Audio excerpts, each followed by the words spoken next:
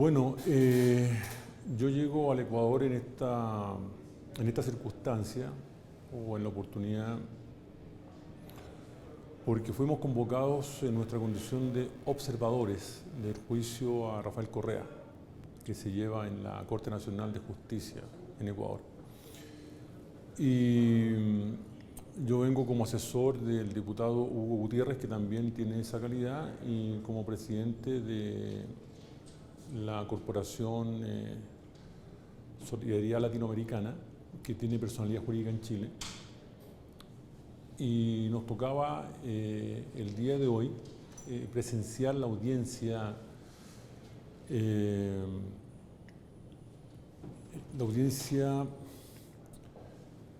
preparatoria de la causa respectiva, y ahí es donde me llamó la atención, como seguramente a todos los que estábamos ahí, que el acusador, que es el señor Valdá, hiciera callar con gritos a la defensa del señor Correa, al abogado Ochoa.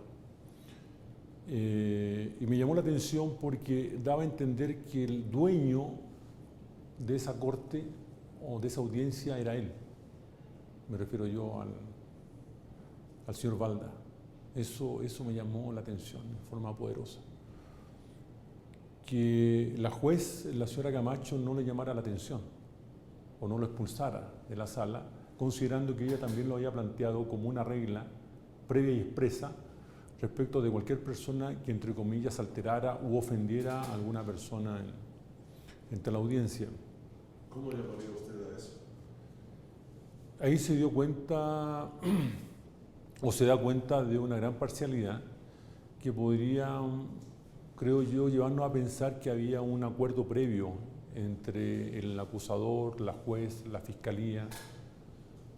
Es más, yo diría que la defensa también de algunos imputados, como el caso del señor Tamayo. Y digo esto porque yo sé que lo que estoy diciendo suena muy grave, pero fíjense ustedes de que producto de esa intervención del señor Valdá, hay gente en la tribuna que expresa su, entre comillas, disconformidad. Y la jueza toma la resolución no de expulsar al señor Valdá, sino de expulsar a una de las personas que estaba en la sala, que era un dirigente social, que nadie sabe por qué lo expulsan. Entonces aquí vemos que hay una discriminación, un trato distinto, un trato diferente. Entonces no hay Estado de Derecho en Ecuador. O sea, lo que sucede es que uno puede darse cuenta que si a Rafael Correa se le aplica este rasero o este estándar, ¿qué puede esperar un ciudadano común? Me llamó la atención otra cosa que también es bastante grave justamente para lo que usted señala, que es el Estado de Derecho en Ecuador, que es que el supuesto fiscal que ahí comparecía como sujeto procesal, el señor Pérez Reina, me parece, si no me equivoco, el que hace de fiscal nacional, por lo que yo tengo entendido, él nunca fue posesionado por la Asamblea Nacional, de acuerdo al artículo 120, número 11 de la Constitución del Ecuador. Por lo tanto, ahí hay una clara usurpación de funciones, es decir, ahí hay un delito que se estaba cometiendo en la audiencia, frente a la juez que tendría que haberlo denunciado, porque usted tendrá que entender que si yo me presento como una autoridad frente a un tribunal, o como un simple letrado, o abogado, para que se entienda mejor, el juez me va a pedir en qué condición y por qué y cuál es el título para representar a uno de los sujetos procesales. Es decir, si yo me presentaba como defensor de alguien en una audiencia, o si yo me presento en esa condición, el juez seguramente me va a solicitar mi procuración o procuraduría, como se le llama en el Ecuador, que en Chile es el mandato judicial que me da poder para que yo como letrado, como profesional, pueda representar a una persona ante un juez en un proceso. Y resulta que aquí hay una autoridad pública que es un sujeto procesal necesario, como es el fiscal, nada menos que el fiscal nacional, que no ha acreditado esa condición ante un tribunal. Eso es un delito de usurpación de de funciones públicas que se comete cada vez que esa persona pisa un tribunal y se hace llamar a sí mismo y comparece en una condición que no tiene. ¿Quién está llamado a hacer respecto a esto? Bueno, de partida la juez, porque si no se transforma en cómplice de ese delito. No, esto es muy grave. Y eso era lo que pretendía plantear el señor Ochoa, defensor de Rafael Correa. Porque, ¿dónde se produce el incidente con Balda? Cuando el señor Ochoa dice el fiscal ad hoc, que es una legítima defensa que él plantea respecto de don Rafael Correa, porque si el sujeto procesal que representa a la fiscalía no está investido regularmente, entonces estamos no frente a un proceso, sino a una parodia de proceso, a una comedia. Y por lo tanto, yo como defensor podría decir, bueno, quiero saber quién es el que representa acá al Estado en su condición de fiscal nacional. Y resulta que ese argumento de peso, que da cuenta de si se puede seguir o no con la causa, fue reprochado y fue reclamado por Balda gritando en el tribunal que echaran o que sacaran al señor Ochoa de la sala. O sea, una cosa inaudita que yo no he visto en ningún tribunal. No es que yo haya visto mucho, pero tengo cierta experiencia. Entonces, ya tenemos dos situaciones, ¿no es cierto? Tenemos a un señor Balda que es acusador, que parece que es el dueño de ese tribunal, dueño de esa audiencia, que lo dejan gritar, le permiten que con gritos eche o busque sacar al defensor y que nadie le diga nada.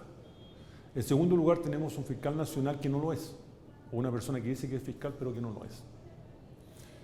Lo tercero es que no dejan hablar porque la jueza ataca permanentemente, censura, suspende, obstruye el alegato de la defensa representado por el señor Ochoa. Y el señor Ochoa dice cosas tremendas que creo que ameritan una reflexión. Porque además fue reconocido por la propia Fiscalía, si la podemos llamar así,